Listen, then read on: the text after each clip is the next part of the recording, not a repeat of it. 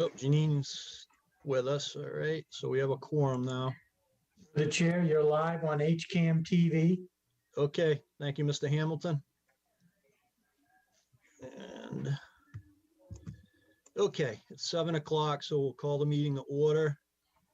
So let me read the remotely conducted open meeting introduction. Good evening. This open meeting of the December 22nd, 2020 Hopkinton Conservation Commission meeting is being conducted remotely, consistent with Governor Baker's executive order of March 12, 2020, due to the current state of emergency in the Commonwealth due to the outbreak of the COVID-19 virus.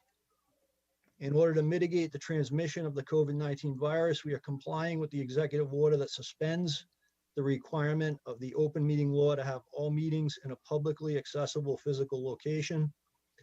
All members of public bodies are allowed and encouraged to participate remotely. This meeting will feature public comment. For this meeting, the Conservation Commission is convening by Zoom as posted on the town's website, identifying how the public may join. Additionally, the meeting is also being broadcast live and recorded by HCAM. Accordingly, please be aware that others may be able to see you, and take care not to screen share your computer. Anything that you broadcast by voice or video may be captured by the recording. Supporting materials that have been provided to members of the commission for this meeting are available on the town's website. After the commission members and staff have discussed each project application on the agenda, the chair will open the discussion to public comment. Members of the public who wish to speak are asked to identify the name and address. 3 minutes will be afforded for each public comment. Finally, each vote taken in this meeting will be conducted by a roll call vote of the commission members. And let me just do a quick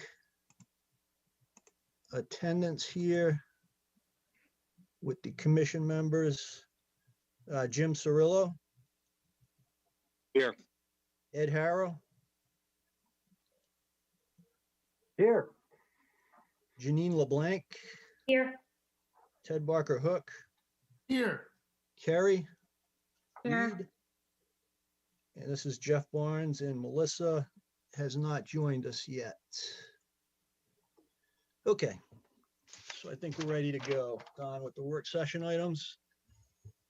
Let's start with the draft minutes of October 22nd and December 8th. Did everyone get a chance to review those? And are there any comments or questions? Okay, if I can get a motion to approve the minutes of October 22nd and December 8th, please. Ted, so moved. And a second? To the chair, Yes, Ed. you said October 22nd, the paper here says 20 October. Yeah, I think the agenda, I might have made a typo. It should be October 20th. Sorry about that, Okay. Jeff. Yeah, no problem. So October, thank you, Ed, for that correction. So October 20th, 2020 and December 8th, 2020. And Ted made the motion. Is there a second? Second, Second was made by Ed, and we'll do the roll call vote. Carrie, Aye. Janine, Aye. Ted, Aye. Ed, aye. Jim, Aye. and Jeff is an aye. Okay. All right, Don, Habitat Home, Zero Lake Point Way. This is a request for a 1-year extension permit for the order of conditions. Sure. Was that a combined vote for the December minutes too? Yes, Okay, sorry about that. no problem. All right. Let's see, so that's 1612. Got it right here. We got a request for an extension permit. Not that one. I had a more recent one.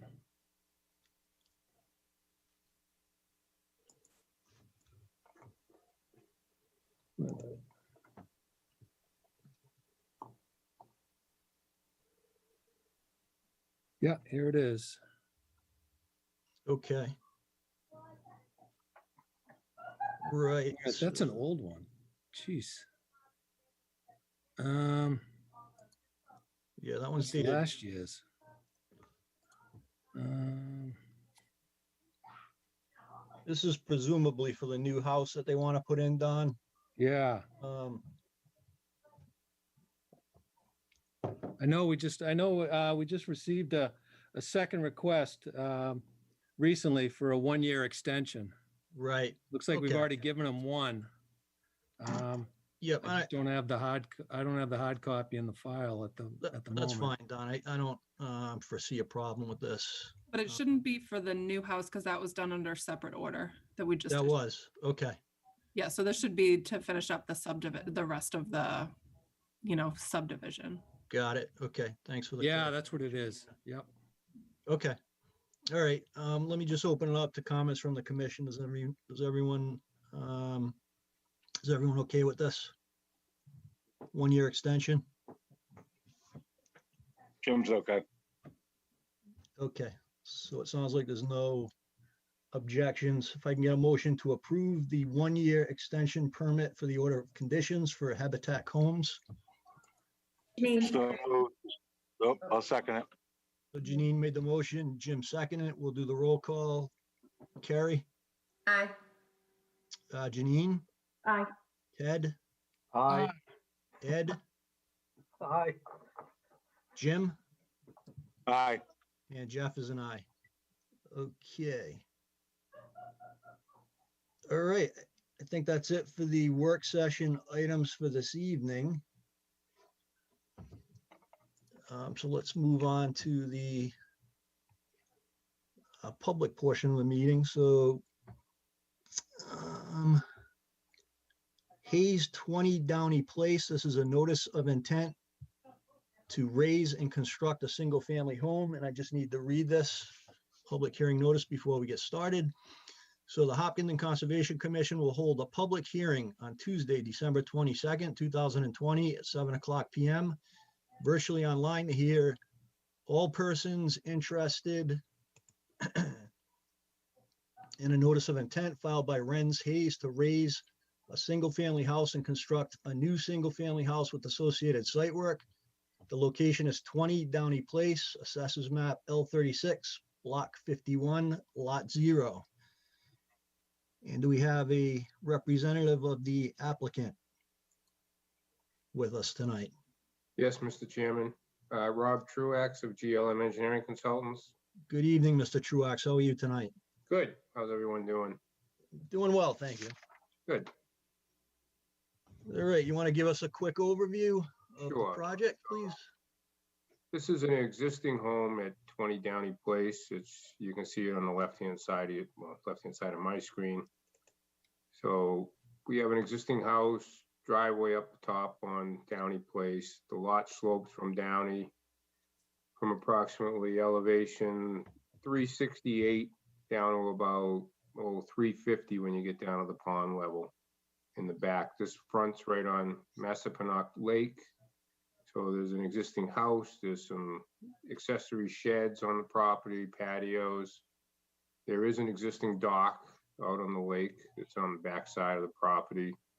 The shoreline is shown. The water elevation at the time when we did the survey was around 348. There seems to be some rock edging along the pond edge, and we did flag a BVW that's associated with the pond. Joyce Hastings from our office went out and did that flagging. It's pretty close to the edge of the pond bank itself, as you can see. Mm-hmm. We show the 100 and the 50-foot buffer on the site, and the color up it's shown in yellow, so you can get a picture of that. So what Mr. Hayes is proposing to do is demo the existing house, the outbuildings, and construct a new single-family dwelling. The proposed dwelling will be about double the size of the existing dwelling. The driveway that's there today will be torn out, removed, and that will become part of the front lawn. There'll be a new driveway put on the opposite side of the lot for a front entry garage. You can see on the proposed site, the house will be a walkout basement. There's a patio on the lower level on the back. There's actually two patios There's one with a retaining wall at the cellar level, and then it steps down to a lower level patio. As you can see in the hatched area, it looks like pavers, so to speak, in that area, Okay. which is down at grade level. The back of the house will have a deck on the first floor. There's a series of retaining walls to break up the slope on the right-hand side of the property. There's a walkway that goes through those walls that comes in off the driveway. There's a set of stairs going up on the deck on the back right corner. You come around to the other side of the house, there's a front porch on the front. There is a retaining wall on the left corner as well to break the slope as it drops down around the site. We are proposing roof runoff around the site. There's 3 locations where the infiltration pits are shown. There's one up in the front underneath the existing driveway, as you can see, and then there's 2 in the one off each corner of the rear portion of the house, which are one on the right, one on the left, picking up the downspouts on each side of the house. We do show an erosion control barrier down off the back of the property, as you can see along the pond. It's extended out a little bit beyond the actual limit of grading, but that's just to help give us some access around the back of the patios for when they actually construct it, so they're not so restricted around the back of the house. I think that's pretty much it. Mr. Hayes is on the line as well, so we can both answer any questions the commission might have. Okay, thank you for the overview. So the majority of the lot now is previously disturbed, is that correct? Lawn area? Yes, it's currently landscape, trees, lawn, vegetated areas. There's the house right there. There you go. Okay, okay. Okay, Lake looks a little low right there. yep, sure does. After December 25th, that should change. Should go right back up. Yeah. Once we get the 2 to 3 inches of rain. Okay. All right, so Lucas Environmental did their preliminary review. I don't know if you got a chance to take a look at their comments. And We Matt, got this yesterday. Yep, we've had a chance to look at it. okay. So just going through Matt's comments, and Matt is with us. Matt, feel free to jump in. One of the questions was the Chapter 91 documentation for the dock. If the applicant, has that, if they can submit it to the town or to the conservation office, that would be helpful. Yeah, he doesn't have anything on that, Mr. Chairman. He bought the property with the dock there. Okay, So he has no record of that. Unless the Okay. town has some record in the files, but uh, Nice. he inherited it, came with the property. okay. All right, just bear with me. Yep. I'm managing the waiting room here. Okay, Yeah, Jeff, if you want me to jump in on a couple of these, I'm Sure. happy to do so. that'd be great. Thank you, Matt.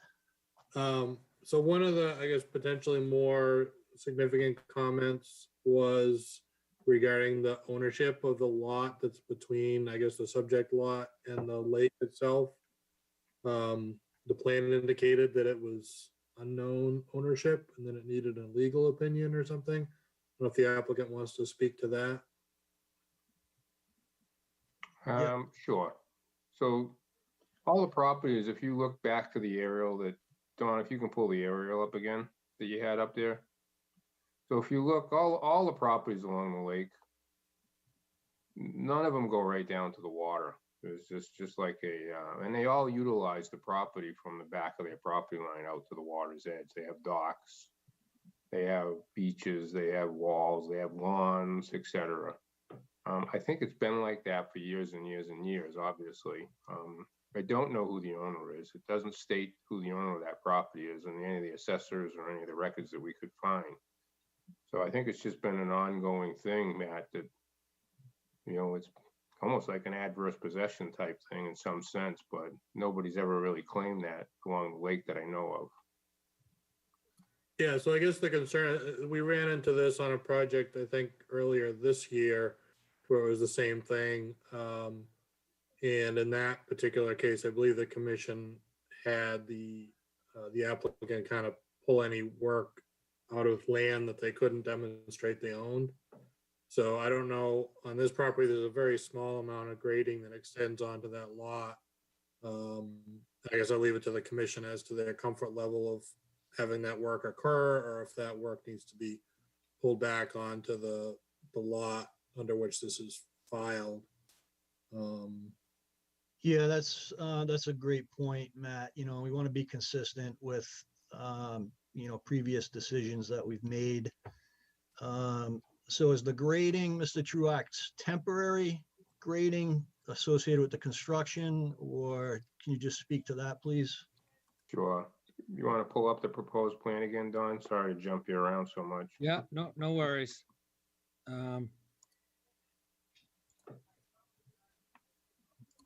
There was one I know you gave us the revised plan, but Matt was making note of That one right there. that language, you know, Sure. so it So- wasn't on the colored version that you submitted. No, that's because I colored it up. It blocked it out. So So I'm the only sorry, grading what we plan did have- you need? If you look at the lower patio, which is the hatched out patio, where it says proposed patio, there is some associated grading. The patio is at let me look on my own screen. You can see a little better. And zoom in on it. Looks like the patio is at 356 Mm, and it slopes down to like 355. So it's just that gentle slope off the patio to tie into that 354 contour. It's, you know, it's not a 2-to-1 slope. We could tighten that up and bring that contour up onto the property and limit the work line right at the property line. So, I mean, other Yeah. than that, there's no really any work back there. We have the erosion control pushed out just for ease of access around the back of the site. mhm. We're not proposing to do any other grading in that area. Okay, So Yeah, if the commission, I guess my concern on the erosion control barrier is typically, you know, that forms a limit of work, and usually the contractor kind of takes full advantage of that. And, mhm. you know, that may be fine for some of that, but there are a couple of decent sized trees as shown on the plan there. And I think if there's desire to preserve those trees, erosion controls might want to, you know, maybe go along sort of the drip line of those trees so that materials or things aren't stored on the roots of those trees that might adversely impact them, so that somebody isn't coming back a year from now asking to cut those trees down. Yeah, no, I think that makes sense. that's Okay. fine. We can pull it up. That's not a big deal. It's not an Okay. issue. Okay. I think those are really, that was the biggest issue, Matt, as I recall. Just looking at your notes here. The rooftop infiltration was found to be adequately sized. The other one was just provide additional detail of the retaining walls. So would it be possible, Mr. Chairman, to leave that detail off at this point in time and have that be a condition that we provide you those details prior to constructing them and give them to Don to review? The homeowner is a structural engineer, just Okay. happens to be. And he's not sure if he wants to do the block walls interlocking at this time, or they're gonna do the stone masonry. I think it's just a matter of him and his wife coming to decisions on those final landscape issues when they get to go to construction. So Yeah, it would be possible to make a condition and just provide you those details, and if you need structural, stamps on them, we can provide that as well. Okay, I think that's fine, and I'll let the other commission members weigh in on that. The last question, which I think I know the answer to, it should be the public water and sewer, but just wanted to confirm that. Correct. It's public Okay. water and sewer. Okay, as most residences are on the lake at this point. Okay, all right, I think I'm good. Let me open it up to the other commission members for questions and comments.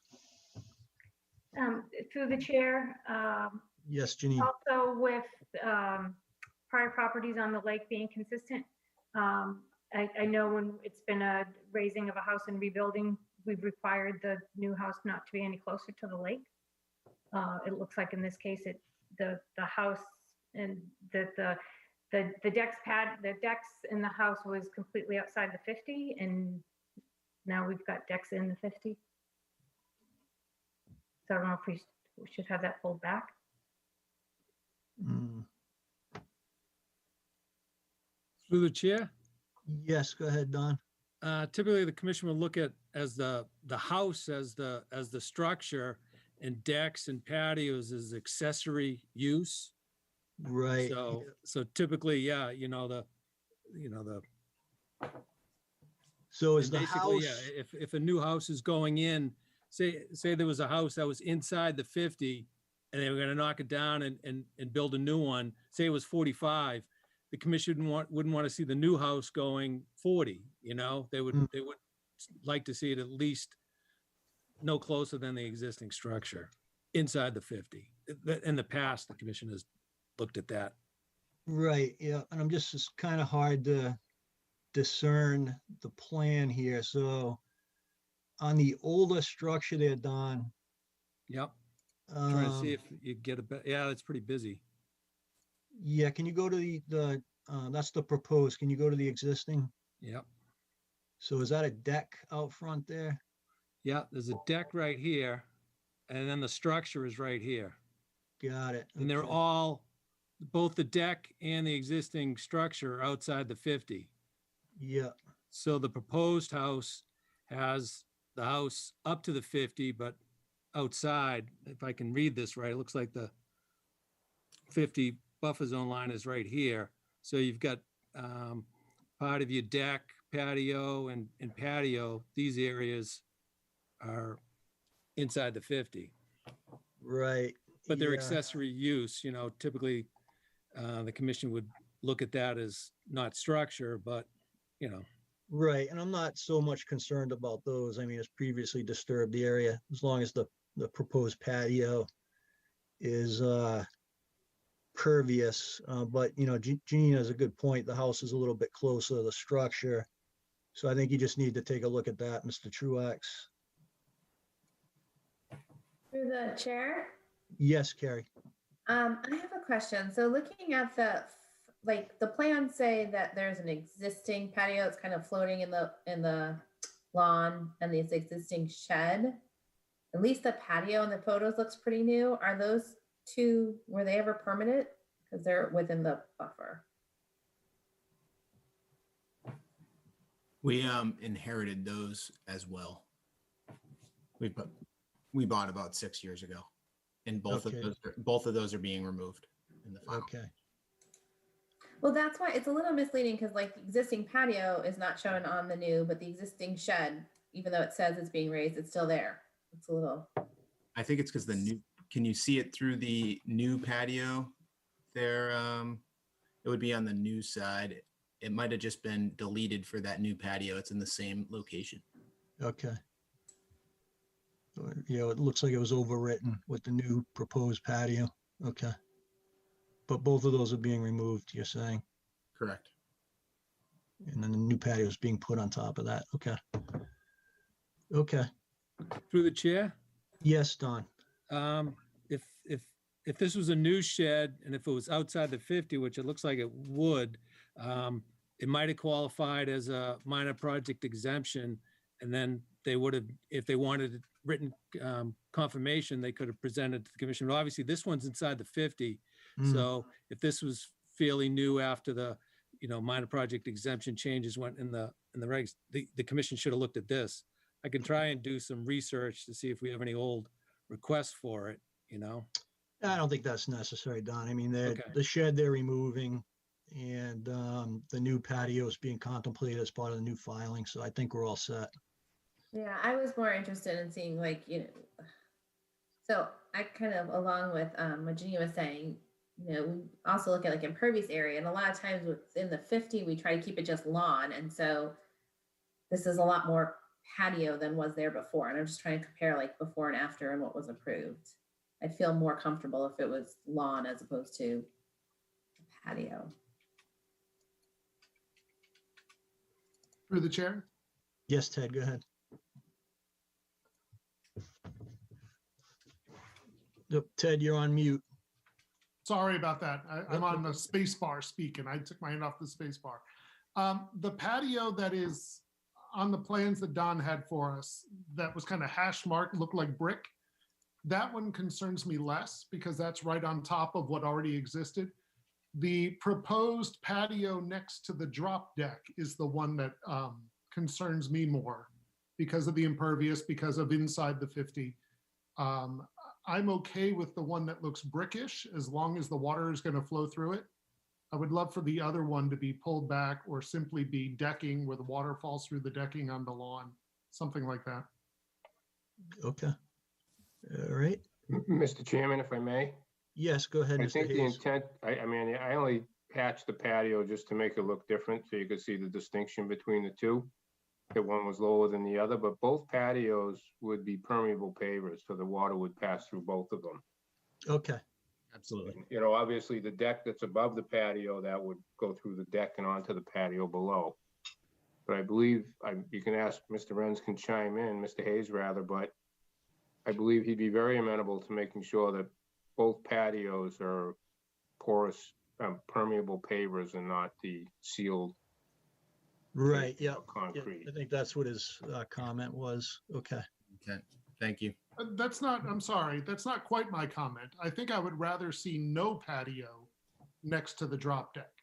The reason I'm okay with the other one is it's on top of what was already a shed. Got it. I was referring to only- Mr. I was referring to Mr. Ray's comment that it was, Oh, okay. they were All both intended to be permeable. So, All right, thanks. okay, any other comments or questions from the commission at this point? All right, let me open it to. Wait, sorry. Go I ahead, have one more Carrie. comment.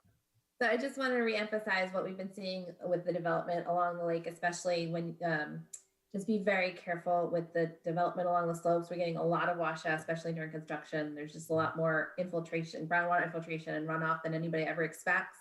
And since you've got quite a bit of grading, you know, we'll have to look a little bit at the proposed erosion control, but you're probably going to need a little bit more than typical to just protect that slope during construction. Mhm. Okay. Yeah, we're happy to do whatever is necessary. Yeah. Okay, I mean, it protects you, but it's always worse than people think. Yeah, thank you. okay, let me open it to comments from the public. Let me just see if anyone has their hands raised.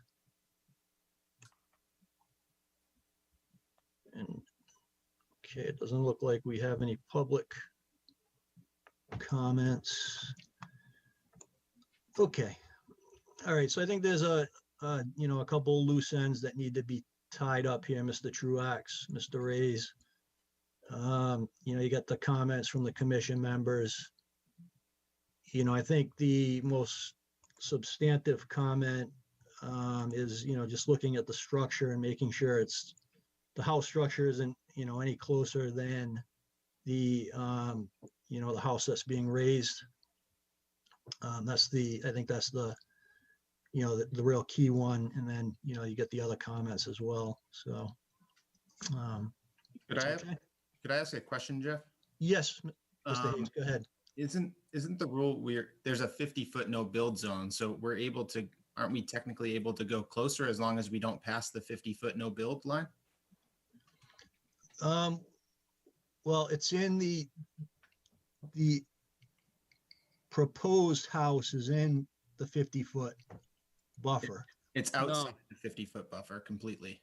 It's outside the. That okay. yellow line right there, if we zoom in, is the 50-foot buffer. So we're completely outside of the 50-foot with the structure. Okay.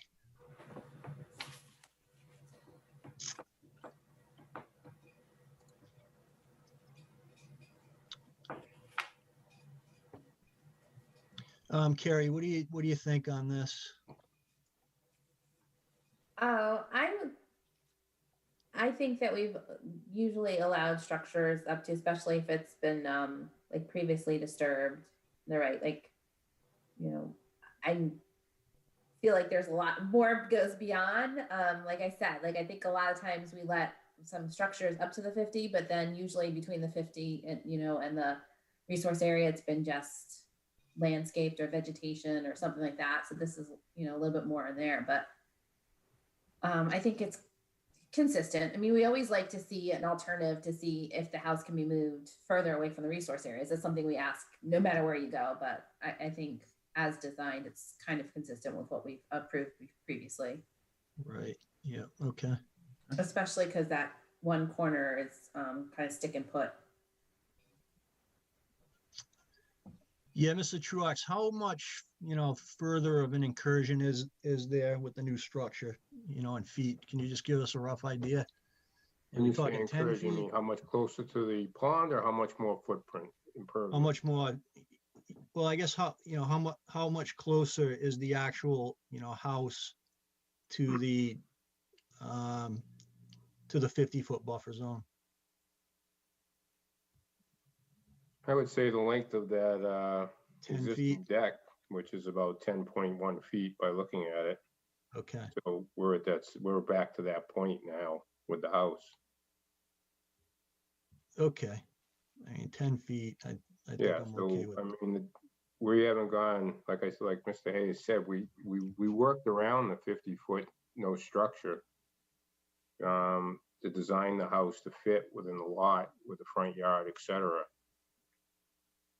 Mm-hmm. Yeah, I think, a lot of times we like to look for you guys like to push against the setbacks as opposed to push against the 50-foot buffer, but that's just preference. Yeah, I think I'm okay with it as well, Carrie. And let me just, have the comparison. I'm sorry, and it's so hard on Zoom. The chart is probably in the NOI of the disturbance, like a comparison to pre and post and the different. Yeah, that's what I was looking for. This doesn't show existing, it just shows proposed. right. I mean, it's previously disturbed, which is key. I mean, the applicant is willing to pull the grading, outside of or inside of the lot, line that they own. So I think that's a, benefit. Both of the proposed patios are proposed to be pervious. So I think I'm okay with it. Let me just once again open it up to the other commission members for any final comments.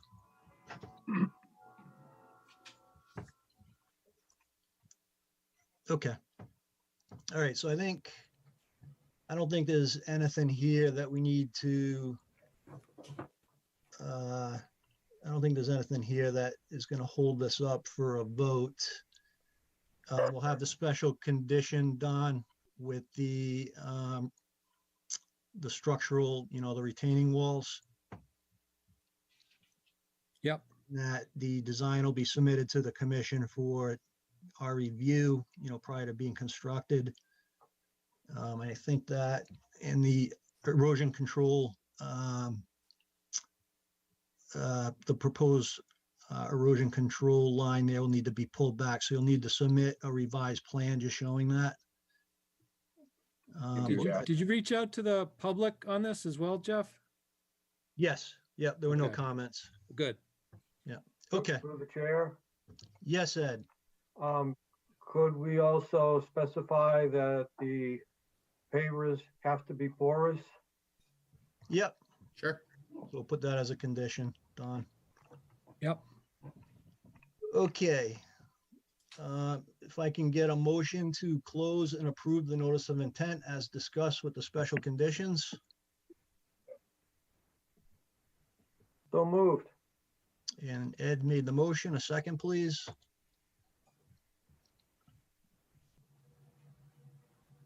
Yeah, I'll second. Okay, Jim, seconded. We'll do the roll call vote. Carrie, Aye. Janine, Aye. Ted, Aye. Ed, Aye. and Jeff is an aye, and Jim. Aye. Okay, very good. All right, good luck, folks. Thank you. Okay, Merry Christmas. Merry Christmas to Thank you, all. everyone. Have a great Thank night. you. All right, moving along. Jeff, I think we're not meeting again for 3 weeks, so I'll probably just ask you guys to approve signing an electronic signature and we'll get processed on that vote you just made. Okay, yep, that's All right. fine, Don. All right, So Nation, this is 000 Wood Street, a notice of intent to, for an access roadway. I just need to read the public notice on this one. The Hopkinton Conservation Commission will hold a public hearing on Tuesday, December 22nd, 2020 at 7:00 PM virtually online to hear all persons interested in a notice of intent filed by Ravenwood LLC to construct an access roadway with associated site work. The location is 0 Wood Street. It's Assessors Map R28, Block 28, Lot 0, Lot 1, and Lot A. All right. Good evening, Chairman. This is Scott Goddard, Goddard Consulting, Wetlands Consultant. How you doing? Good, Mr. Goddard. How are you tonight? I'm all right, thank you. Excellent. So this is a project that is effectively an extension off of, oh, hold on a second. Yep, so we're doing, Wrong one. yeah, I was just gonna say, you brought up a different project. We're doing You sent me a last minute color and I was. No, that's okay. That's okay. We're doing Wood Street for Nation, right? Yeah. Yeah. Okay. So this is DEP file number 188-1718. DEP just issued their file number this afternoon with a few of their comments. And we also received a comment letter this afternoon from Lucas. So Don, do you want to do all the sharing from your end, or Sure. am I allowed to do any screen sharing on my end? Well, if I don't have what you were asking for, we'll do that. Okay, maybe let's start with Don, the Hopkinton GIS map, which could be found in the notice of intent submittal. Otherwise, I have it queued up that I could share. Yeah, that one works perfectly. All right. I So- can bring up your NOI as well. Yeah, this is perfect. Let's keep that one up for a minute. The one with the assessor maps, Don, probably is helpful. All So right. this property here is what is effectively the Whisperway subdivision. Okay, this is the Whisperway cul-de-sac. This was the existing house at 129 Wood Street, and these parcels in here have been the subject of a development proposal that is now under construction under an existing order of conditions. There was some wetland alteration as a result of that project, if you remember, along Whisperway, and then to cross over the stream in here as well. So this project is moving along. It is underway. It's under construction, and it's going fine. So Mr. Nation also owns this parcel here. Oh, you can't see my arrow. Sorry, because I'm not sharing. Yes. So yeah, down one more, Don. That one right there. Yep. So that's right along Route 495, and you can see there's a small stream that separates that parcel from the larger Whisperway project. At the time of the Whisperway subdivision, there was an access easement granted to allow access to this parcel. And the intention of this current notice of intent is simply to get into the upland portion of this property. There's no development proposal. There's no development scheme. Mr. Nation doesn't have a design or an intended use of the area. What he is looking to do is generate a vehicular access from the Whisperway project into the interior of the site and get that access up past the 100-foot buffer zone, so that where the driveway, and effectively a driveway, would end would be at the 100-foot buffer zone, and then there would be access to the non-buffer zone portion of the property. Any future proposal of activity that would ever come before this board for work within the 100-foot buffer zone surely would be subject to another notice of intent application. But the reason I'm making a note of this at this early stage of the presentation is that both the DEP comment letter that was received this afternoon and the Lucas letter that was received this afternoon reference sort of the ambiguous question of, well, what's proposed over there? What's the grander scheme? And I don't have an answer for that, not for wanting to keep it secret. It's that there is no answer to give. And I think Ron's on the call as well, and he would share that sentiment that there is not a proposal at this time for any work back there.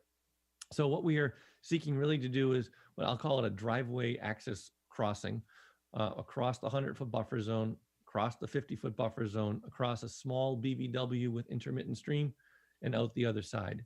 It's designed with full stormwater management, with this infiltration basins, and Joe Marquardt is on the phone with us as well and can speak to that. This plan, we can use this plan. I have a colored up version, so if we find that this this black and white version isn't as graphic as the commission would find helpful, I can share my screen and show a graphic that's a colored version. But what I'd like to point out here is this is the front end of the Whisperway project. At the very up part of the screen, you can see Wood Street, okay, and then the house at 129 Wood Street, just there, right there. And then what else you can point out, Dawn, is the existing wetland replication area to the left, right in there, that was built as a result of the wetland impacts to the Whisperway project. That replication area, by the way, looks excellent. I'd encourage anyone on the board to go out and look at it. We've been inspecting it and monitoring it, and I think it's going to succeed just nicely. Why that's worth pointing out is, oh, there you go. Look at that. You're well prepared, Don. I like it. So why it's worth pointing that out is because in the proposed scheme, this area here, we found to be the most suitable, in my opinion, for additional wetland replication for now what is the new wetland impact. The proposed impact is approximately 1,700 and change square feet, which would bring, if we look at it cumulatively with the existing Whisperway project plus this, we're still underneath 5,000 square feet. So this project does not need to be filed under a limited crossing project because it can fully meet all the performance standards under the Mass Wetland Protection Act and Hopkinton's bylaw. Don, could you go back to the site plan? It would be helpful. There it is. That was the square footage. Yep. So maybe scan down, go down to the next sheet, if we could. Yeah, that either one of those works. Yep, right there. Perfect. Beautiful. So through the center, maybe could you zoom in a little, Don? I think might be helpful. So through the center here is a wetland system that's delineated with wetland flags or with a line dot on both sides. That's a BVW. There's a small intermittent stream that runs left to right to left. Sorry, it runs from left to right. So on the far left of the screen where it says Town of Hopkinton, 0 Wood Street, that's a larger wetland system. Matt's report asks the question, is it possibly a vernal pool? I mean, perhaps it has some characteristics like that. It has not been evaluated for that, but it's largely on the Town of Hopkinton property. It's probably a deep flooded kind of wetland system. And then more or less at the property line, it discharges through a pinch point. There's a stone wall right in there. And then it narrows down to a small stream wetland system that flows right toward Interstate Route 495. So what we have proposed running north to south on this picture is the proposed 12-foot wide paved crossing. It starts right off the existing road infrastructure out of the 100-foot buffer zone to Whisperway. There is a stormwater management basin on both the north and south side of the crossing. There's a 2-foot shoulder on both sides of it. So it would be similar to, if you think about the Chamberlain Road emergency access, where it narrows to the minimum pavement width, but enough gravel shoulder to handle an emergency vehicle, keeping it at a minimum width. And then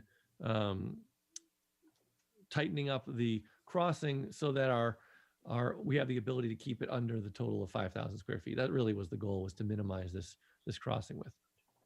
For the stream itself, we did delineate the bank resource areas. Matt noted in his report that he reviewed the delineation of the bank and concurred with the width of bank determinations. This is proposed to have a box culvert in here that meets the stream crossing standards for openness ratio and 1.2 bank full width. So we meet stream crossing standards. We keep the total fill on the whole project cumulatively under 5,000 square feet. We have proposed replication in an area that's already disturbed. We did contemplate proposing replication adjacent to this, and I looked at that. It could be done if the commission felt inclined that that was necessary. I looked at it as a way to preserve that intact buffer zone along the wetland here, rather than go into an undisturbed area, look at an area that we already have existing disturbance. That was the thinking there. Now, the selection of this location is selected in a very narrow and accessible point to the crossing, to get across. Plus, here's kind of the key here. There's an existing sort of hiking ATV path with a wooden makeshift boardwalk over that stream in this location. So rather than create a new alteration, there you go.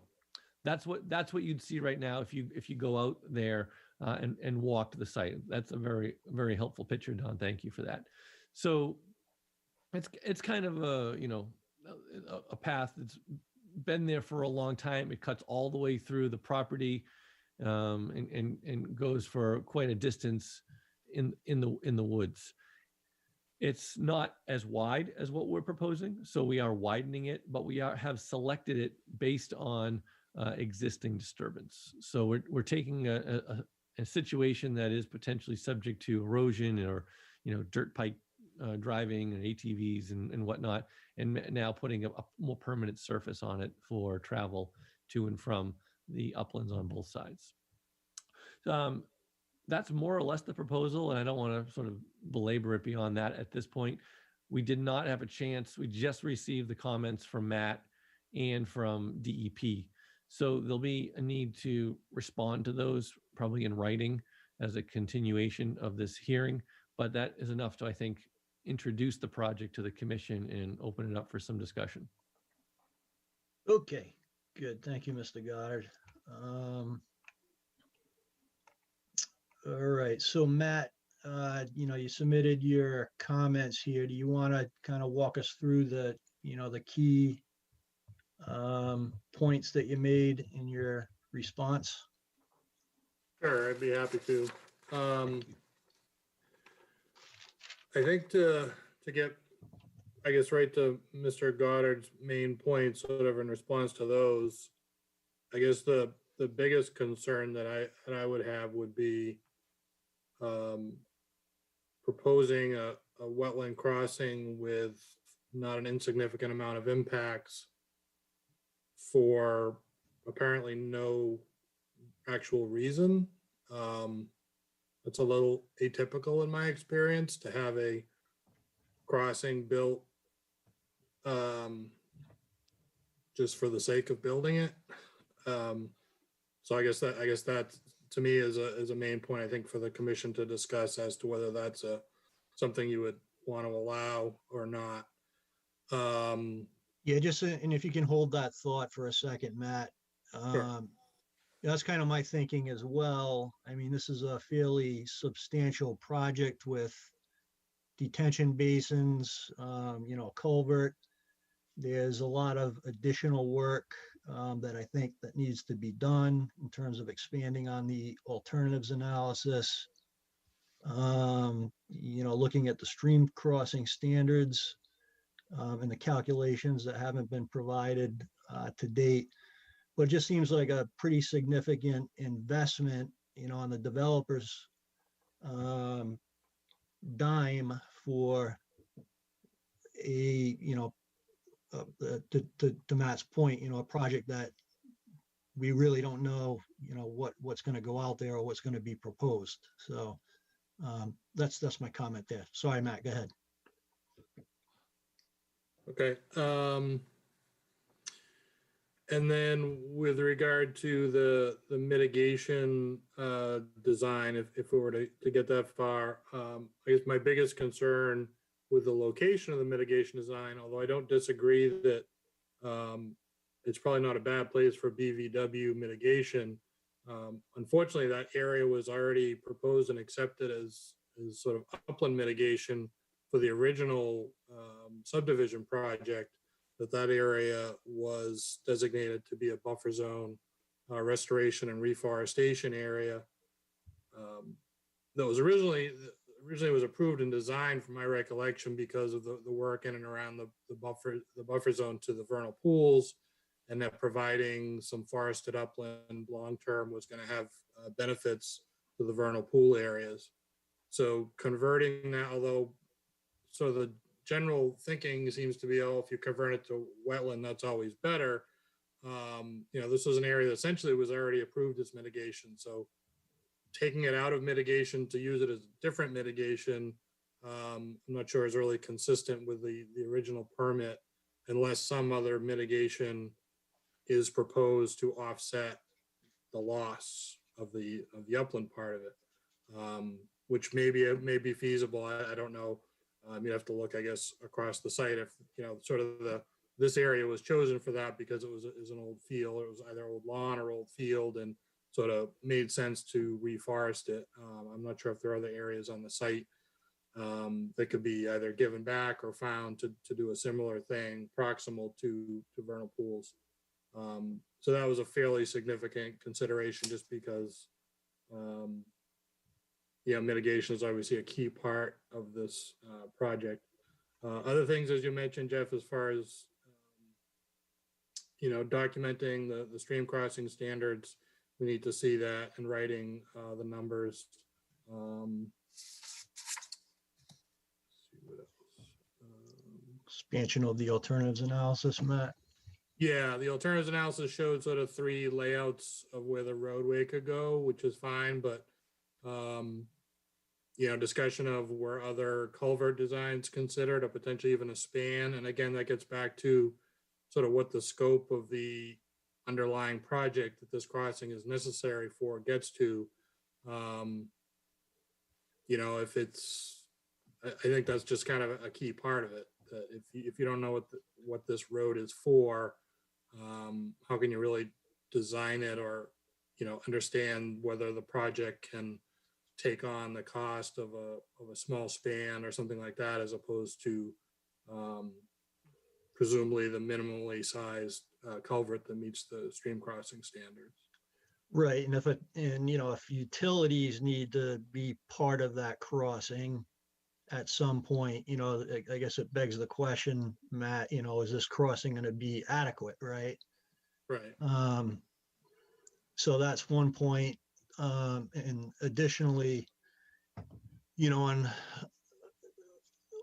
typically what we like to do is look at cumulative impacts as well. So, it's just another kind of disconnect with not knowing what's being proposed for the other portion of the site. It just, it precludes us from being able to look at potentially cumulative impacts. So that's my other comment. Okay. All right. Thanks, Matt. Let me open it up to comments, questions from the other commission members at this point, please. Through the chair, this is Ed. Oh, okay. Yep. Go ahead, Ed. With DEP saying that this is not a good idea based on a lack of plans for why this is for, I think that to approve this would be a bad idea.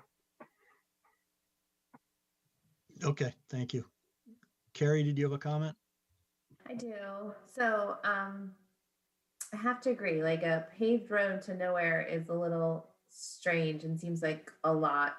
It seems like you have an intent. Like, so in the past, it feels like we've approved like more temporary roads for like borings, or if you're trying to get into the back lot to kind of explore it, but they've always been like way more temporary, like a temporary crossing. So, and then in permanent crossings or permanent roads or paved roads, it's always been part of a subdivision because we want that comprehensive. So this doesn't seem consistent with what we've approved in the past, with the minor exception of that weird marathon place. And even that, we only did like the little entranceway. We never felt comfortable with the entire thing, and that was previously disturbed. So this doesn't quite feel right, but So that's the one issue, but the idea with the mitigation, I know Matt had very good points, but I will say that I don't have an issue with the fact that the mitigation is not proposed like right there, that they're going to look at the mitigation as comprehensive for that entire property. I would be open to that idea. Yeah, I agree. That's kind of a secondary issue for me as well in terms of the location of the mitigation. I mean, it's as long as it meets the standards of the bylaw and it's in an area that, you know, Matt and Scott agree is in an area where, you know, the mitigation is going to be successful. I'm fine with that piece of it as well. Okay, any other comments from commission members?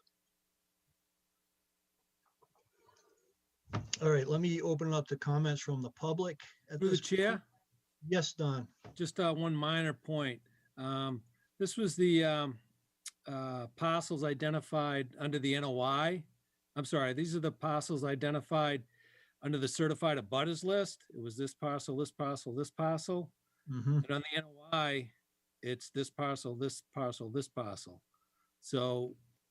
Yeah, we would Don, want- we identified that there was some mishap with the assessor's office there, but since that interior parcel, the one in the middle there, gets enveloped by the broader one. So any abutter to that middle piece is encapsulated with the broader abutter list. So I'm confident that every abutter to the one to the north and to the south of that inner piece is equally notified. I mean, we have the Mass Pike to one whole side.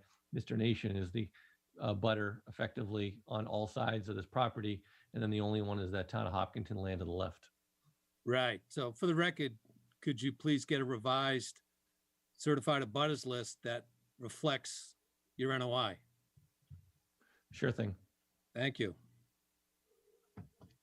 Okay, so let me open it to comments from the public. And let me just scroll through. Go ahead and raise your hand if you have a comment.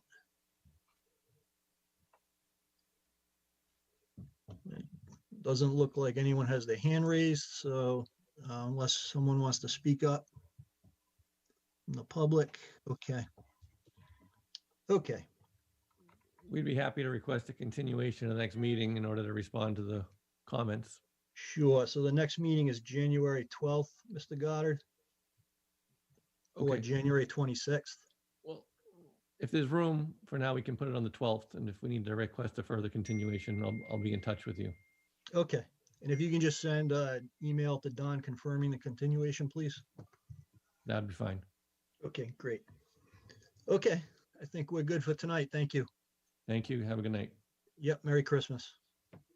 You too. Okay, moving along, we have a RDA, request for determination of applicability for Plankton Energy. This is 146 East Main Street. And this is this a continuation, Don? It is. We legally opened it at the last meeting and then it was Right, immediately right. continued. So commission hasn't reviewed this at the present time. Got it. That's right. Thank you for refreshing my memory. Okay, do we have a representative from Plankton? We do. Good evening, Mr. Chairman. My name is Cheryl Guglielmo. I'm actually from DePreta Engineering. Okay, good evening. Good evening. I do have with me Dan Jafrida from Plankton Energy, who is the applicant. And Don, I was wondering if I could share my screen, if you would mind. The chair would, the chair's hosting the meeting. All right. Yep, so multiple participants can share simultaneously, so you should be able to.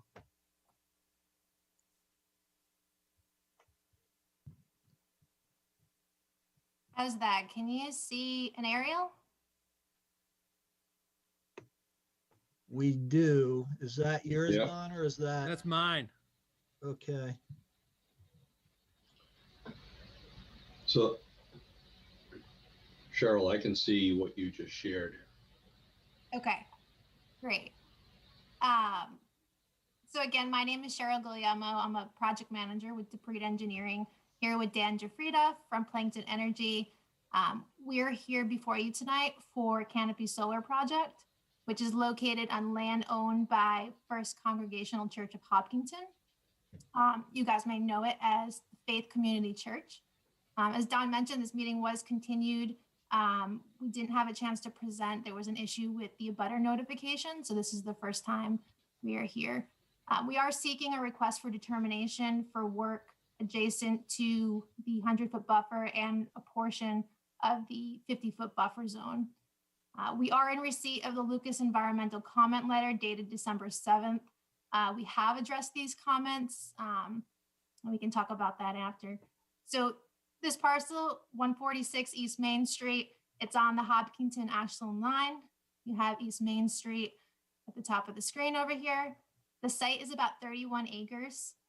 It's predominantly wetland resource areas on the eastern side and wooded. There's also wetland resource areas and wooded areas on the west. You have the church the church building at the front of the site. And then you have paved access drives around the church, a large parking area at the rear of the church and at the side. We did include in our submission packet an existing conditions plan that has the delineated wetland edge by Goddard Consulting. That does show the 50, 75, and 100-foot buffer zones. So our development here that we're before you on is focused on the existing impervious area at the rear of the church. Let me just switch over here. So we are proposing 6 solar canopies. You can see these outlined in blue. These are all over existing impervious areas. All the canopies are going to be placed outside of the 100-foot buffer. You can see the buffer here in orange. We do nick the corner at this point, and then at the bottom of the page here. There's no change in the existing parking configuration. Everything will remain the same. These canopies are about 13.5 feet from the pavement to the lowest structural member of the canopy. The columns have all been sited. You can see the columns in black here. These have all been sited to avoid existing utilities. We anticipate that all the stormwater patterns on the site will remain the same. These canopies have spacing in between the modules. So there's anywhere between a 1/2 inch to 1 inch gap that will allow stormwater to pass through, as well as snow melt. So there's no channelized flow or gutters on the canopies. There are some existing trees in the parking area. There's some landscape islands under carport 4 and carport 5. We are proposing to remove these and replace with some type of drought-resistant grass or crushed stone. There's also 2 existing light poles. There's a light pole under carport 2 and down under carport 4. Those will be taken down, and we are proposing LED mounted lighting on the underside of the canopies. This canopy system is connected to the main grid. There is an existing transformer up at the top of the page here, which is in the 50-foot buffer zone. So we are proposing an underground utility that will hug the back of the existing curb line. We'll follow the existing curb line down. It eventually comes out of the buffer down to the edge of the parking where we're proposing a new transformer. This trenching will all be in what is now a grassed area outside of the pavement. We have requested a waiver for this work. That was part of the Lucas environmental comments. We've submitted that, and we don't anticipate any adverse impacts to the wetlands for this trenching. It's right behind the pavement area. So again, we are seeking a request for determination, and we'd be happy to answer any detailed questions that you may have. Okay, thank you. That was a good overview. We appreciate it. So Matt, I think this looks pretty straightforward to me, but let me just open it up to your comments. Yeah, I think really all my comments were addressed by the applicant. I guess the only remaining question I would have with regard to the waiver, and I think I probably know the answer, but I'll ask it anyways. You know, was there a consideration of trenching that utility line through the pavement as opposed to, just to get it out of the 50 foot as opposed to doing it where you have it? So we did consider that, but we thought that it might be more disturbance given the ripping up the pavement, staging of the equipment, and putting new pavement down. It seemed like it'd be less impactful if it was right at the edge of the curb line. And that's all in landscaped area? Yeah, we actually have a picture on my screen if you'd like to see that area. Just Sure. Jeff, that was really my only comment, so. Okay. Okay, thank you, Matt. All right, let me open it up to members of the commission for their comments or questions.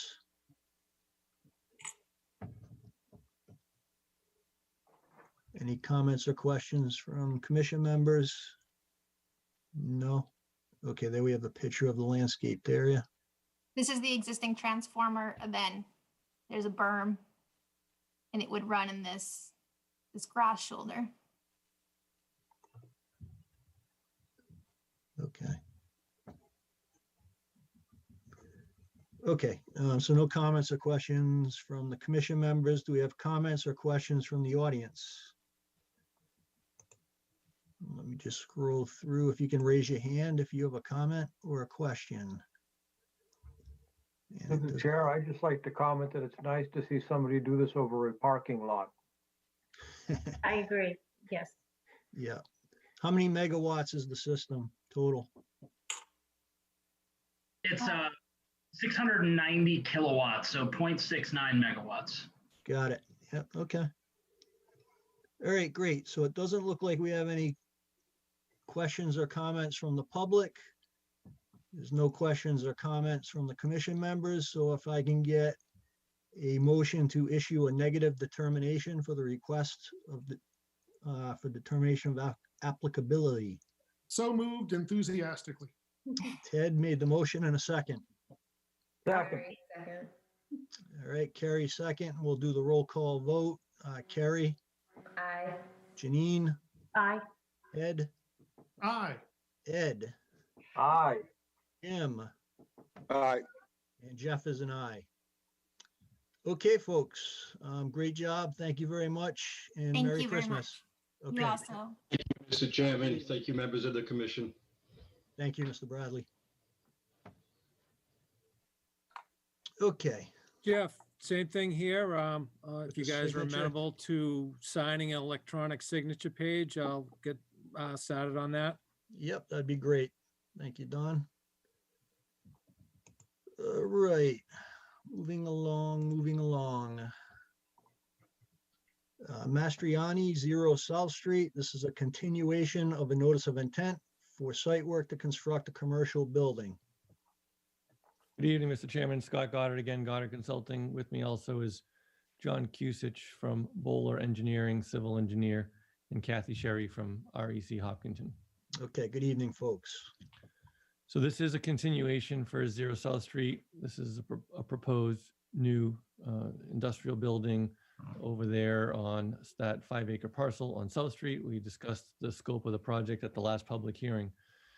Since then, quite a bit has happened in some regards, and a couple of things haven't happened that would have been nice to happen in other regards. Namely, we don't yet have a DEP file number.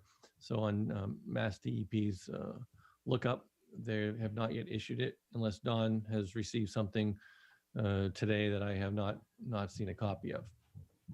No. So we don't have any comments as of yet from the department.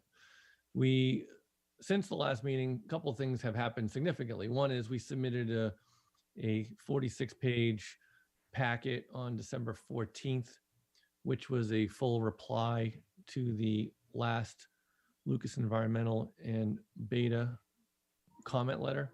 There's also been a couple of planning board hearings, of which the stormwater review is on kind of a parallel track with the commission and the planning board. The engineers at Bowler have been in working closely with Beta and have responded with a number of modified plans and reports to address those comments, and we believe that that's been. So I could walk through this December 14th letter, but it's fairly lengthy, and I haven't seen a review from Lucas in response to it. I can just give you, maybe I'll give you a highlight on what we include in it, and then you could tell me if you want to dig into any of it more deeper. Yep, that'd be great. Thank you. Yeah, one is there's a point-by-point response to Matt's last letter where he had asked for some modifications to the site plan to show some more details on some areas. We've done all that. There was a request perhaps in his thing for whether the commission would require wildlife habitat. We explained why I don't think that a full habitat evaluation is appropriate in this particular case due to the minor level of impacts. A couple of changes requested to the wetland replication protocol. So we really tried to go through and hit everything. In addition to his response, the response letter, one is we have a letter from the abutting property, JLL. That is the parcel that if there was ever to be a point of non-wetland crossing access to this land, it would be through the JLL property, of which their parking lot partially encroaches onto the Mastriani property. That access was requested and denied and codified in a letter dated November 30th, 2020, denying Mr. Mastriani access off of a shared driveway to access the property in the rear. We've also included an updated wetland replication and restoration plan, which has a revision date of December 3rd, 2020. That mostly modifies some of the protocols and planting schemes per Matt's comments. There was an updated waiver request submitted, also dated December 3rd, for work within the inner buffer zones. That you now have that. You have a full construction sequence document dated December 3rd, 2020. You have the December 8th response to beta group report. You have the updated stormwater design calculations with a revision date of December 9th, 2020 by Bowler Engineering. And then the revised plan sheets also dated December 9th, 2020 by Bowler Engineering, which kind of pulls this whole package together that we submitted on December 14th. And the same presentation set of plans is before both the Conservation Commission and before the Planning Board. So we can go into any one of those items if you'd like to in more detail, but it would be a fairly lengthy presentation for me to walk you through each one of those. Yeah, I don't think that's necessary. And, I appreciate the application that was filed. This is very comprehensive. So let me, Matt, you obviously haven't had a chance to take a look at this yet. Is that correct? I looked through it. I finally got through it today. And I do have some thoughts on some of the responses that I'm happy to put in writing and submit back to the applicant. Or we can try and go through and hit them this evening as well. Yeah, why don't we, if we could kind of hit on them this evening, and then, you can prepare your response letter, but just so the applicant knows kind of where your head is in this, I think that would be helpful. Okay. At this point. All right, so I'll just go through them one by one. So my first comment was regarding the existing stormwater basin on the site. Just sort of asking for more detail about it as far as who is responsible for it. Is there an easement for it? Is anybody doing O&M on it? And the response was that it's assumed to be operated by the town of Hopkinton. I guess I was hoping for a little bit more detail than that.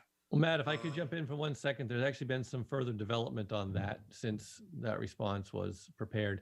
In all the research done by the applicant and their respected parties, there has been no easement of such identified. The planning board had a similar comment to you. So the applicant has agreed to grant the town of Hopkinton an easement for the operation and maintenance of that stormwater basin. That will be part of the planning board submittal, the grant of an easement. Okay, and do we know like who designed that or how it was designed or if it was sized appropriately or anything? John Cusich, you're on, I think, right? Yeah, I can speak to that. The The short answer is how it was designed or sized. I really don't know. What we can just say definitively is the basin accepts stormwater runoff from South Street. So it's essentially the public road is draining to it. We do not rely on that basin at all. It's on the opposite side of the wetlands. So it isn't something that we are draining to or maintaining. I think it's something that the town would be and should be maintaining as part of their maintenance protocol. Yeah, and the only reason why I brought it up to begin with was, the potential of looking for alternative entrance sites that may have less impact. So if that basin was way oversized and potentially could be modified to allow an entrance where the wetland significantly narrows, that was my thought. So leave it to the commission as far as if that's something that they want to see the applicant pursue or not. Through the chair, Yes, Don. I could try and research if the Concom has any old records, of the basin, provided to the applicant, if I could dig up anything. Yeah, I think that'd be helpful, Don. Thank you. All right. Yeah, and just to follow up, another one of my comments was in bringing that up, the response from Mr. Goddard was, stating the BVW is, quote, nearly uniform in width. I think I would argue with that a little bit, that, there is a narrower point, or a narrowest point that's sort of closest to that basin. And again, if the basin needs to be there and that access isn't there, then so be it. But I think if we can get a little more information on it, that might be worth considering. With regard to the wildlife habitat value of the site and whether some sort of an evaluation is necessary. Again, the letter states that they believe that the site has a low wildlife habitat value. And I guess my question would be sort of what's the basis of that, other than just saying it's surrounded by development, which is obviously hard to argue with, but that doesn't mean it has low wildlife habitat value unless you do a habitat evaluation. I'm not sure how you come to determination as to the value of the habitat on the site. It could be the only remaining upland and wetland system that's sort of a refuge for wildlife in the area, so it actually could be quite valuable. But without doing it, that's a good point.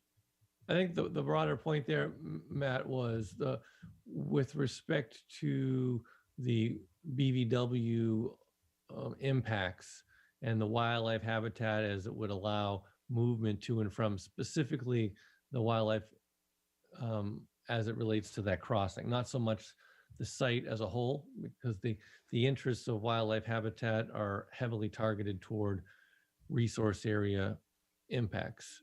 So this is a kind of the upper part of a seep/stormwater runoff kind of area, and where our driveway would be crossing, we're not creating a separation from a substantial area. So let me just read back to you what you wrote. You said, based on the surrounding development, the site can be considered a small forested island containing low wildlife habitat value with very little connectivity to larger forested areas with higher wildlife habitat value. So I took that to meaning you were talking about the entire site. And I do believe on a larger scale, we are not a significant, greenway for wildlife because of the surrounded, development. But specifically in a wildlife habitat evaluation, it wouldn't necessarily be evaluating the entirety of the site. It would be focusing on the DEP Wildlife Habitat Manual 96-1 and targeting, really honing in on the BVW. So I agree under the act that would be the case, but I think under the bylaw, the commission has a bit more leeway to ask for an analysis of the site as a whole, at least all areas within their jurisdiction, certainly. I do believe the commission has that discretion. I agree with you. And I guess just while we're sort of on that point of sort of the size of the culvert and cutting off that upper area BVW. I guess there's really a question for the commission, whether they view that as having that piece left at, I guess it's the northern portion of the wetland, I think. If essentially cutting that off and isolating it is in fact an impact that should have some mitigation, unless, a different crossing structure. I mean, it's a 12-inch culvert, obviously is letting flows go through, but has virtually no other value. If it's worthwhile investigating some sort of a different structure to maintain, even if it's a low value, there's some value there. I'm sure there's something living in there that uses that wetland corridor to go back and forth down to the main wetland area. Just a consideration for the commission as to whether that needs a little bit further exploration or not.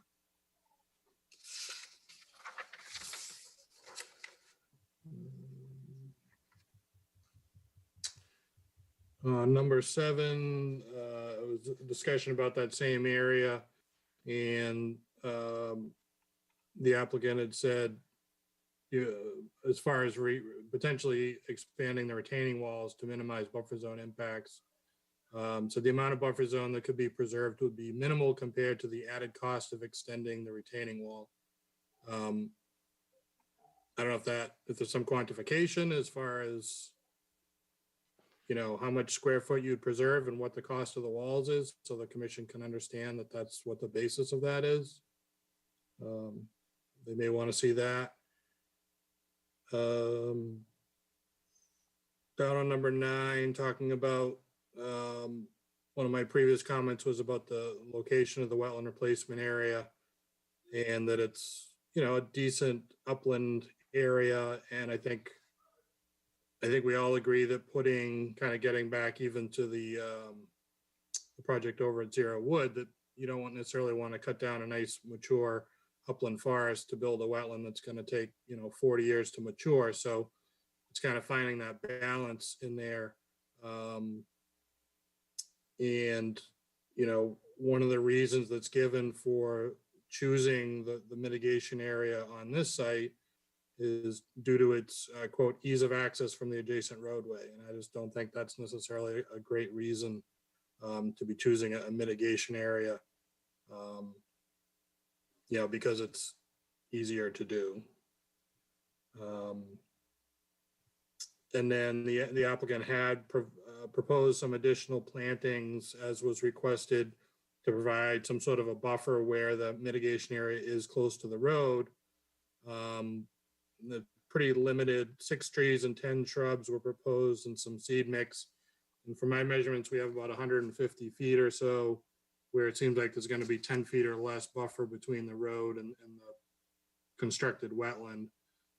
So to me, that could, if the wetland area is going to end up, the mitigation area is going to end up being down there, I think that could be beefed up significantly, so that mitigation is what it's sort of been advertised to be, that it's going to be a significant improvement over what the impact areas are.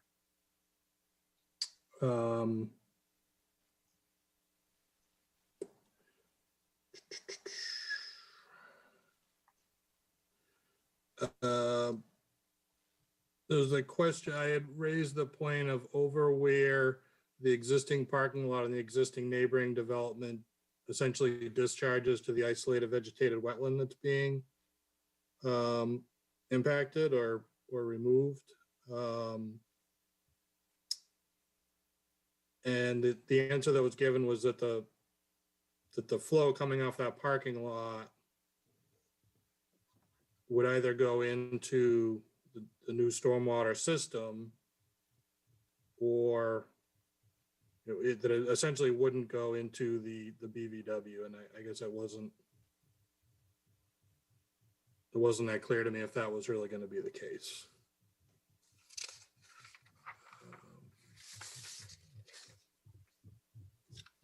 And then in that same area, I had, so my thought on some of this was, if if we all agree that the IVW is of, it is a wetland resource area under the bylaw, I think I would agree with the applicant that it's of quite low value, certainly lower value than the BVW that's being impacted. If there were to be a way to basically provide the functions and values that the IVW provides now, which is essentially almost exclusively related to stormwater treatment coming off that parking lot, that if you were to mitigate that essentially close to where it is now by removing some of the pavement that is on the site that the applicant controls and presumably has the right to do, that you could significantly reduce the size of the mitigation area that's going to be BVW, and again, minimize the amount of upland, mature upland forest that's being removed to build mitigation. And again, if you can modify the crossing, maybe you can reduce the impacts even more and find a more mutually agreeable place to do the mitigation. And it sounded like the applicant was unwilling to remove that pavement for whatever reason. I guess maybe that could be explained more. If it's okay, Mr. Chairman, and myself and Mr. Cusick could maybe jump in and just tackle a couple of these items, or we I could. just got two more, Scott. Can I just hit my last two? Yeah, sure. So on number 21, there was a landscape plan that was submitted. That was one of the questions as far as landscaping. And I just noted that there's a decent abundance of landscape plantings, but they're basically all apparently put in to screen the view or the sound from Route 495. No plantings along the edge of the buffer zone and other areas that might provide some mitigation for the buffer zone impacts. So I think maybe kind of spreading that around, or certainly adding additional, would be of value. And then on number 23, we had requested, as pretty standard practice by the commission, having a permanent movable barrier. And the applicant stated that due to the commercial nature of the project, a PIB wasn't necessary, and I would disagree with that fairly strongly. And that is all. Okay, thanks, Matt. So Scott, did you want to just? I guess we could hit just a couple of respond them. to a couple Maybe Don, of if you could put that plan back up, the colored one you just had. That's probably. Yeah, I think just, from my perspective, since we are proposing a replication area, I think it is important that, the habitat evaluation is a little bit more comprehensive and not just a subjective opinion. So, that's my one comment at this point, but go ahead, Scott. Yeah, no, I think we look. The wildlife habitat is an interest of your bylaw, and I think in the discretion of the commission, it's appropriate for us to do that if the commission would like to see that. So I don't see us performing a more thorough wildlife habitat evaluation as part of this project as an unreasonable request. So we will go ahead and do that.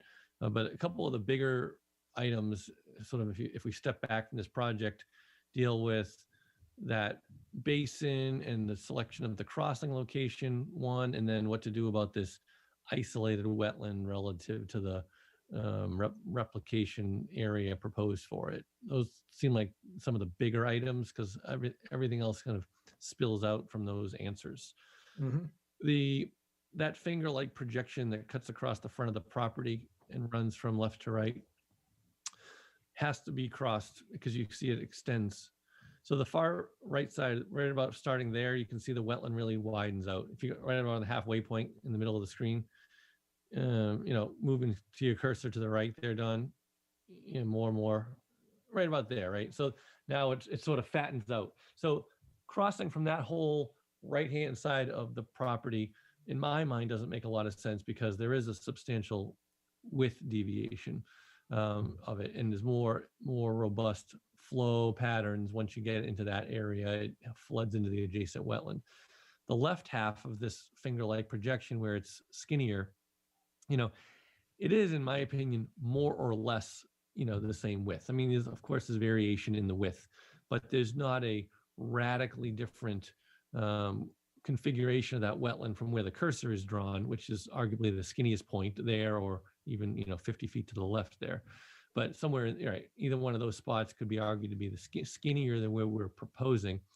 However, those areas would require a complete redesign of the stormwater basin tied in with the infrastructure, South Street. I mean, it's a big deal request to explore that with the town and the basin and all for arguably small amount of gain, right? The amount of wetlands saved by crossing there versus where we're proposing is really, in my professional opinion, minuscule and shouldn't drive a decision that would trigger that significant of exploring a major infrastructure redesign out on the property. Like the costs to benefit analysis don't seem to be in sync for that.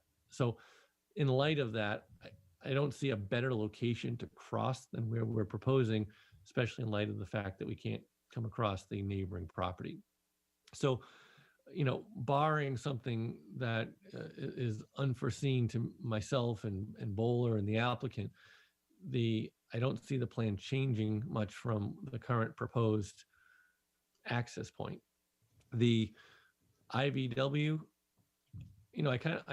I don't, maybe John can chime in on this a little bit.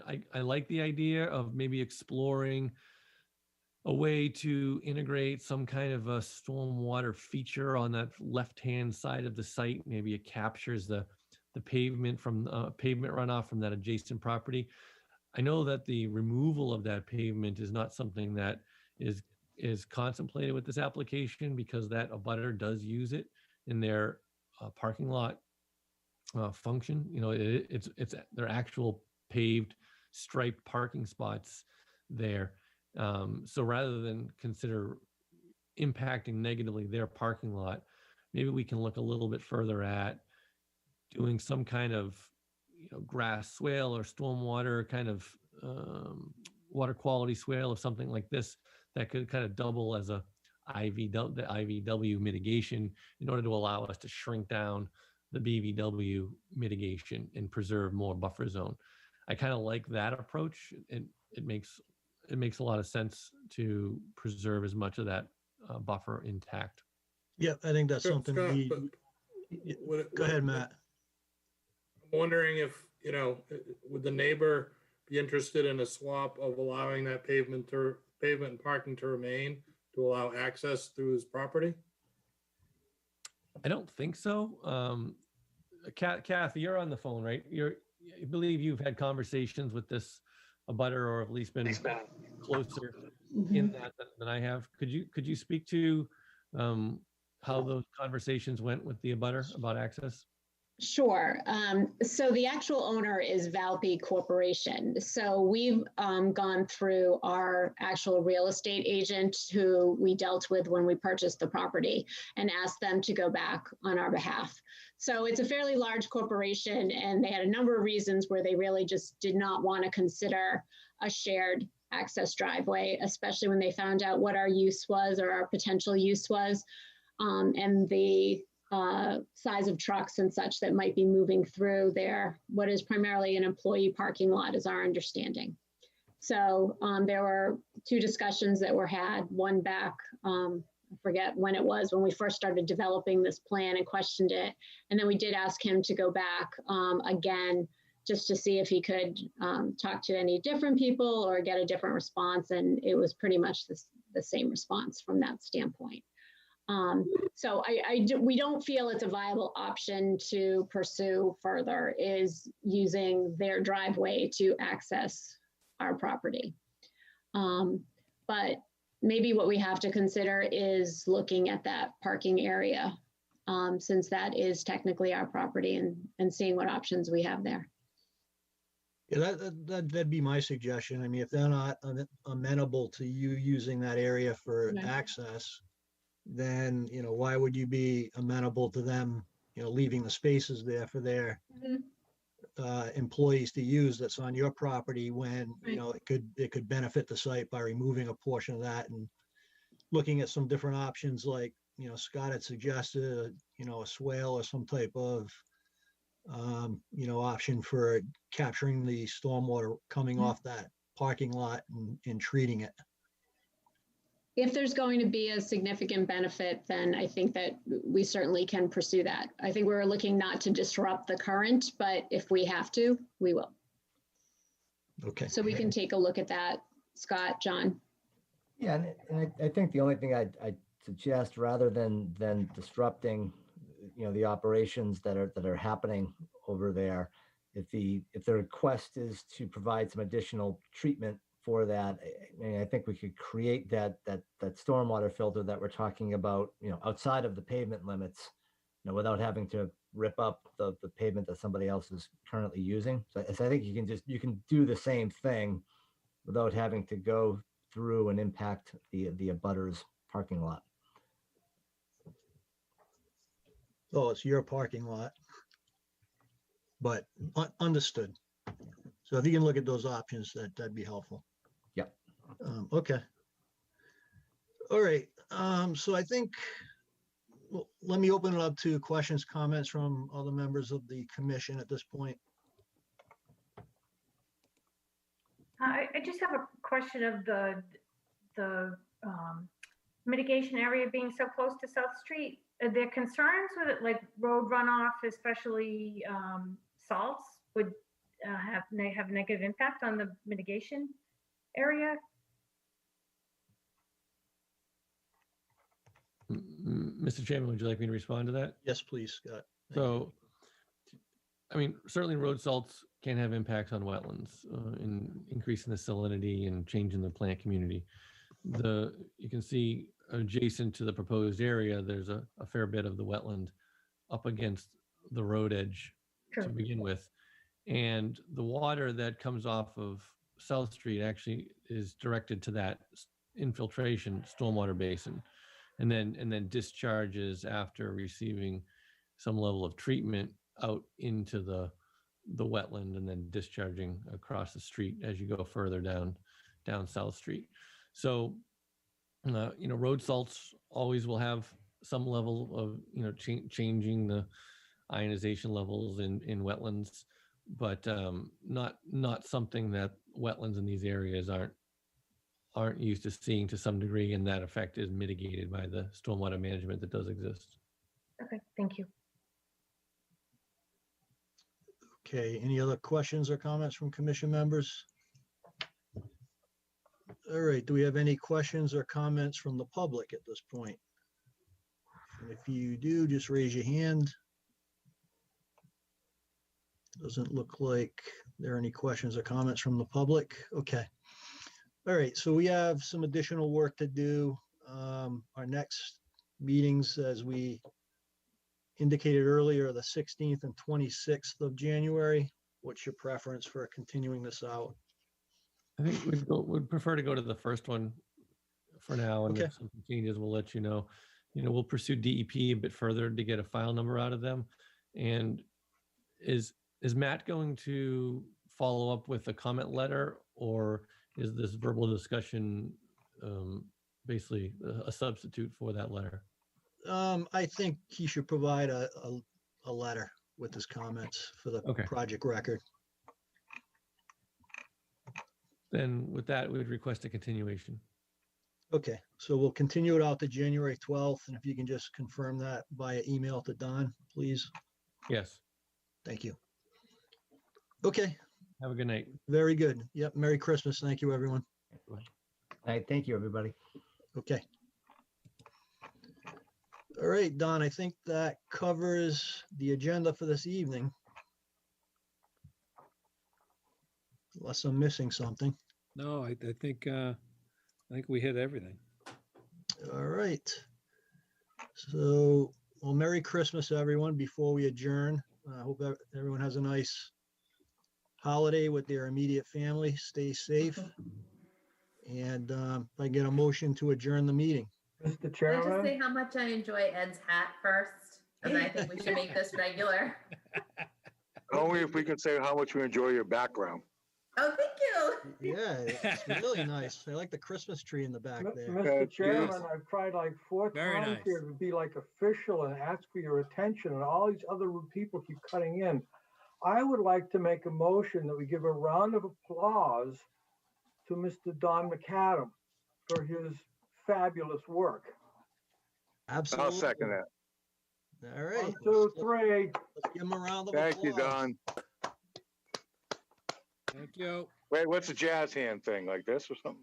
No, I think that's it. A round of applause. He's gonna Thank be, you, he's not, Don. he's not going away just yet. Yeah, I He'll know. be with I us for a know little that, while but- longer. But, But he's gonna cruise control the next couple of months. It won't be the same Don. right. Good point. Yeah. Now he becomes a Ed- consultant. And I'll chime in on that. I've seen a lot of Concom agents over my years, and Don is not at the top. He's very close to it. Just Yeah, he's professionalism, for sure. knowledge, everything. It's impressive. You guys are absolutely. gonna miss him. You're screwed. I agree, Matt. In Thank the you. history you have, you remember everything from since a long time ago. Yeah, that's what's amazing. And whoever comes in next, you've certainly made it easy for him with your organization and everything right there. But there is nobody that will compare. Absolutely. Absolutely. So, All thank you, right. Don. Merry Christmas, everybody. Merry Christmas. So can I get a motion to adjourn the meeting? So moved. In a second, Second. Second. and we'll do the roll call vote. Carrie, what's so funny? Oh, Ed's hat. Uh-oh. Oh, I didn't notice that. All right. So, I motion, yeah. all right. So Carrie, Janine, Aye. Ted, Aye. Ed, Aye. Jim, All right. and Jeff's and I. All right. Merry Christmas, everyone. Thank you. Have a good Merry evening. Christmas. Good night. Merry Christmas. Yeah. Bye. Bye, Ann.